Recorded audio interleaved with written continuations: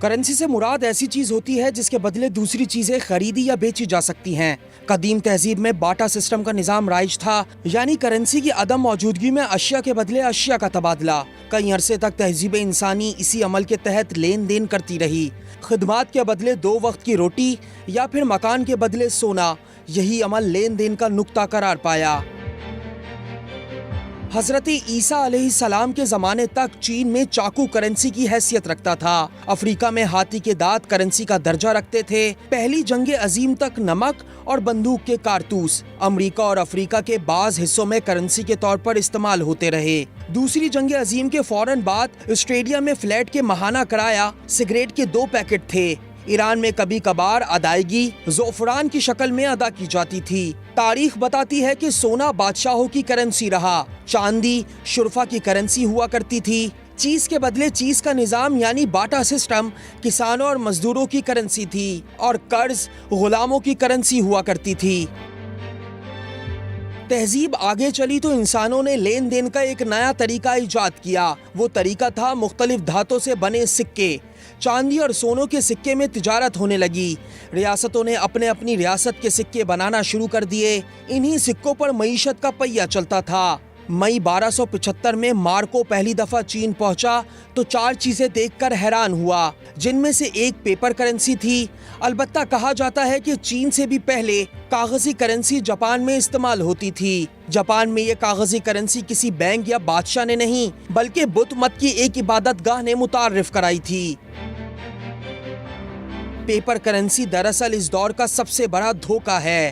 اس کو یوں سمجھے کہ ریاست کا مرکزی بینک پیپر کرنسی کے حساب سے آپ کا سونا اپنے پاس جمع کر لیتا ہے، جس کے بدلے وہ آپ کو اس کی مقدار کے مطابق پرچی دیتا ہے، جسے آپ کرنسی کہتے ہیں۔ جولائی 2006 کے ایک جریدے کے مطابق ڈالر جاری کرنے والا امریکہ سینٹرل بینک فیڈرل ریزرو اس صدی کا سب سے بڑا دھوکہ ہے۔ وہ کہتا تھا اگر یہ دنیا ان سے چھین لی جائے لیکن ان کے پاس کرنسی بنانے کا اختیار باقی رہے تو وہ ایک جنبش قلم سے اتنی کرنسی بنا لیں گے کہ دوبارہ دنیا خرید لیں۔ بینجامن ڈی اسرائیل نے کہا تھا کہ یہ بڑی اچھی بات ہے کہ ملک کے عوام بینکاری اور مالیاتی نظام کے بارے میں کچھ نہیں جانتے، کیونکہ اگر وہ یہ سب کچھ جانتے تو مجھے یقین ہے کہ کل صبح سے پہلے بغاوت ہو جاتی۔ روتھس چارل نے 1838 میں کہا تھا کہ مجھے کسی ملک کی کرنسی کنٹرول کرنے دو، پھر مجھے پرواہ نہیں کہ قانون کون بناتا ہے۔ کرنسی چھاپنے والا شخص، ادارہ یا ملک ایک عجیب و غریب صلاحیت کا حامل ہوتا ہے۔ وہ مارکیٹ سے کوئی بھی چیز خرید کر اسے آدھی قیمت پر فروخت کر سکتا ہے، کیونکہ وہ اپنے نقصان کو نوٹ چھاپ کر پورا کر سکتا ہے۔ دنیا میں کوئی اور یہ کام نہیں کر سکتا۔ اسی طرح وہ مارکیٹ میں کسی بھی چیز کی قیمت گرا سکتا ہے۔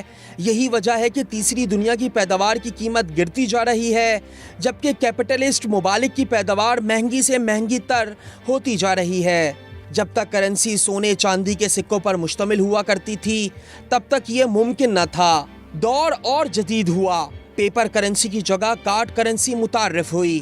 ATM کے ذریعے آپ لین دین کر سکتے ہیں، یعنی پہلے آپ کا سونا محفوظ تھا، اب آپ کے سونے کی رسید تک بینکوں میں محفوظ ہے۔